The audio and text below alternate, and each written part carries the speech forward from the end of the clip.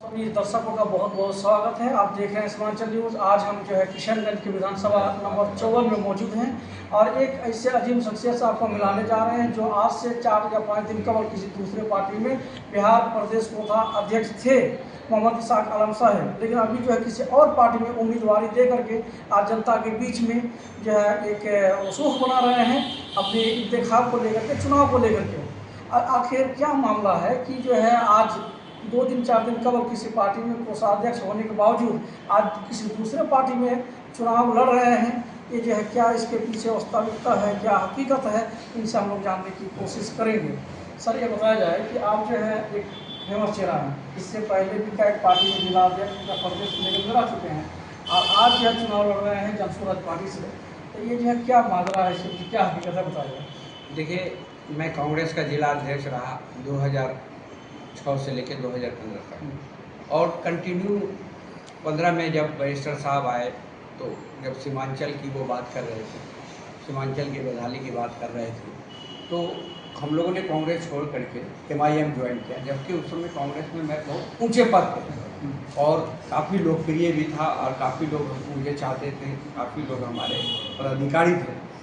और 2009 से ही जो एक्टिविटी है वो मेरी काफ़ी अच्छी रही पूरे सीमांचल में। आप लोग सब जानते होंगे, आप देखे भी हैं उस समय का कांग्रेस के दौर का, कि कांग्रेस के दौर में इसाक आलम का क्या दौर रहा है और कांग्रेस में जिंदा करने में हमने कितनी भूमिका अदा की यहाँ पे किशनगंज में। और कांग्रेस यहाँ पे जब तस्लीमुद्दीन यहाँ पे राज्य मंत्री होते थे, यहाँ कांग्रेस की स्थिति बद से बदतर थी, कोई ऑफिस में मीटिंग में नहीं जाता था। उस समय मैंने कांग्रेस को जिंदा किया। उसके बाद जब 2015 कांग्रेस ने यहाँ के बदहाली पे कोई काम नहीं किया, मौलाना असरुल हक साहब को हम लोगों ने जिताया। सोनिया गांधी 2019 में आई थी, उन्होंने 2 वादे किए थे। जो पहला शख्स इसाक आलम है जो इस मुद्दे को उठाया था कि हम लोग को किशनगंज में एम्स की साख चाहिए और हम लोग को किशनगंज में AMU की साख चाहिए, क्योंकि यहाँ के लोग बीमार ज़्यादा होते हैं, यहाँ के लोग ज़्यादातर बाहर जाते हैं, यहाँ पे कोई अच्छा हॉस्पिटल नहीं है। इसके लिए एम्स का एक ब्रांच दीजिए। और यहाँ एजुकेशन के लिए अच्छा कोई डिग्री कॉलेज नहीं है, सिर्फ 2 डिग्री कॉलेज हैं, वो भी हमारे पूर्वजों ने बनाया है, सरकार ने आज तक कोई डिग्री कॉलेज नहीं बनाया, अफसोस के साथ कहना पड़ रहा है। तो अब उस समय भी मैडम से हमने कहा तो उन्होंने 2009 से लेकर के 2014 तक लगभग 5 साल कांग्रेस की नीति टाल मटोल रही। लास्ट में किसी तरह से जब हम लोगों ने उन पर प्रेशर डालना गया, रिजाइन देने के लिए हम लोग चले गए मैडम के पास कि भाई हम लोग चुनाव में नहीं आ सकते हैं। मौलाना असरुल हक साहब भी उस समय गुस्सा गए और उनको 3 तलाक के मुद्दे पे भी नहीं बोलने दिया गया। तो ऐसी बहुत सारे मुद्दे थे। तो मैडम सोनिया गांधी ने यहाँ पे AMU का शिलान्यास तो कर दिया, लेकिन 136 करोड़ देने की बात थी, वो उसमें फर्जरी साबित हुई। वो सिर्फ 5 करोड़ रुपया दी। फिर बाद में जब हम लोगों ने प्रेशर किया तो 5 करोड़ और मिला, 10 करोड़ हम लोगों को मिला। उसके बाद उससे बाउंड्री वाल भी नहीं हो सका।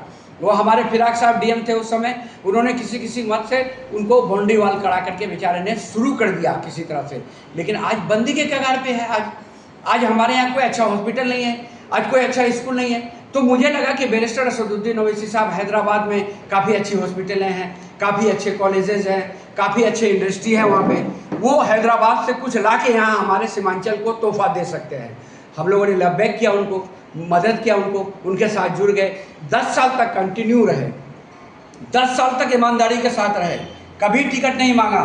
2 साल पहले खुद हमारे अख्तुल इमाम साहब ने कहा कि इसाक भाई आप किशनगंज से तैयारी कीजिए, आपको जो है किशनगंज से हम लोग चुनाव लड़ाएंगे। उन्होंने कहा, उनके कहने पे मैं 2 साल से एक्टिव हो गया।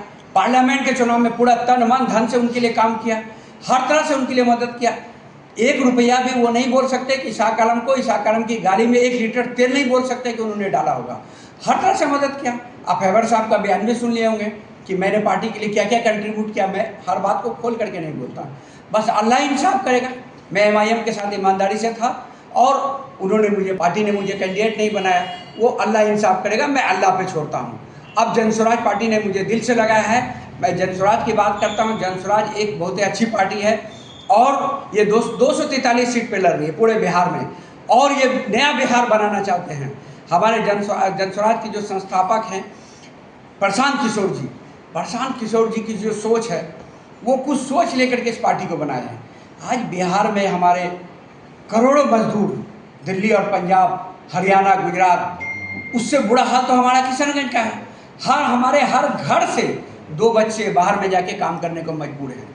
हमारे यहाँ कोई एजुकेशनल का कोई इंस्टीट्यूट नहीं है, टेक्निकल कॉलेज नहीं है, कोई डिग्री कॉलेज नहीं है, मेडिकल कॉलेज नहीं है। यहाँ के बच्चे दिल्ली, कोटा और बड़े बड़े शहरों में पढ़ने के लिए जाने को मजबूर होते हैं। हम क्यों नहीं यहाँ पे उसके लिए काम किए?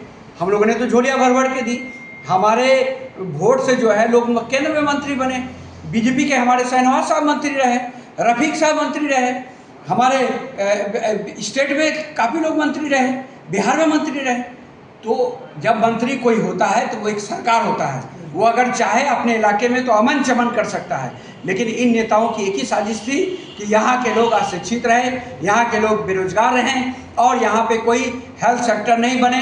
ये लोगों ने इस क्षेत्र में नहीं काम करा। आज देखिए, आप ब्लॉक में चले जाइए, बिना पैसा का आप एक छोटा सा भी काम नहीं करा सकते हैं। थाना में चले जाइए, आप एक FIR दर्ज कराने जाइएगा, पहले मुंशी जी नजराना मांगेंगे, उसके बाद IO जाएगा आपके घर पे तो दोनों साइड से पैसा ले लेता है। तो इस तरह का है। एक जो पुलिस का जो रवैया होना चाहिए, ये रवैया ये होना चाहिए कि वो जनता के लिए काम करे। लेकिन आज जनता के दिल में जो है पुलिस के प्रति जो है डर पैदा है।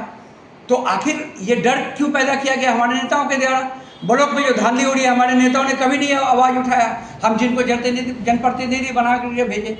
तो इसके लिए बहुत बड़ी लड़ाई हमारे प्रशांत किशोर जी लड़ रहे हैं।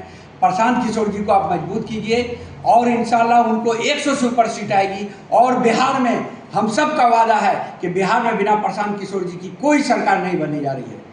बिना प्रशांत किशोर जी के कोई सरकार नहीं बनने जा रही है। इनका चुनाव चिन्ह है स्कूल बैग। आप सभी लोगों को इसमें मदद करना है और सभी लोगों को एकजुट होना है। और किशनगंज की जो गंगा जमनी तहजीब है, हमारे हिंदू भाई, हमारे मुसलमान भाई एक अच्छा चेहरा देखना चाहते हैं। इसाक आलम आपके बीच रहा है, आपका बेटा रहा है, आपके लिए काम किया है। कभी भी आपका किसी विवाद में इसाक आलम को नहीं पाए होंगे। इसाक आलम एक साफ सुथरा छवि है। और अगर आपको लगता है कि इसाक आलम एक अच्छा छवि है, इसाक आलम आपके लिए काम कर सकता है, आपके लिए लड़ाई लड़ सकता है, आपके लिए विधानसभा में लड़ाई लड़ सकता है, आपके लिए अफसर और पुलिस जुल्म जो हो रहे हैं उसके लिए काम कर सकता है, तो आप लोग इसाक आलम को विधानसभा भेजिए। इंशाअल्लाह किशनगंज में गंगा जमनी तहजीब की मिसाल बनेगी।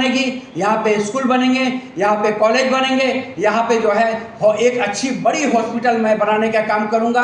और यहाँ पे जो हमारे बच्चे बाहर में जाकर के काम करने को मोहताज है, हमने जनसुराज पार्टी के संस्थापक प्रशांत किशोर जी से बात किया है कि आप जो है किशनगंज में किस तरह से आप प्लान करेंगे। उन्होंने कहा कि मैं कुछ बड़ी इंडस्ट्री वाले से बात करके किशनगंज में कम से कम 10 से 15 बड़ी बड़ी कंपनियों को हम लोग यहाँ पे लाएंगे। स्पेशल इकोनॉमिक जोन हम लोग बनाएंगे किशनगंज को। स्पेशल इकोनॉमिक जोन बनने से सबसे बड़ा फायदा ये होता है कि हम लोगों को बड़ी बड़ी कंपनियाँ आकर के किशनगंज में आके आपको जो है कंपनी का फैक्ट्री खोलेगा और 5 साल तक हम लोग का टैक्स फ्री जोन हो जाएगा।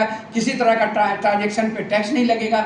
ये सब फायदा होगा। तो प्रशांत किशोर जी की सोच और हमारी बिहार को बदलने की सोच के साथ किशनगंज में जो हमारे जो लोगों ने, हमारे पूर्वजों ने जो हमारे यहाँ पे ठगने का काम किया है, उनको हम लोग बदल दीजिए। इस बार आप लोगों के हाथ में है, टाइम है ये। और आप लोग अगर इस बार अगर चूक गए तो किशनगंज के इतिहास में कोई आपके लिए काम करने वाला कोई लीडर, कोई पार्टी नहीं आएगी। इसलिए इस बार सिर्फ और सिर्फ जनसुराज को मदद कीजिए।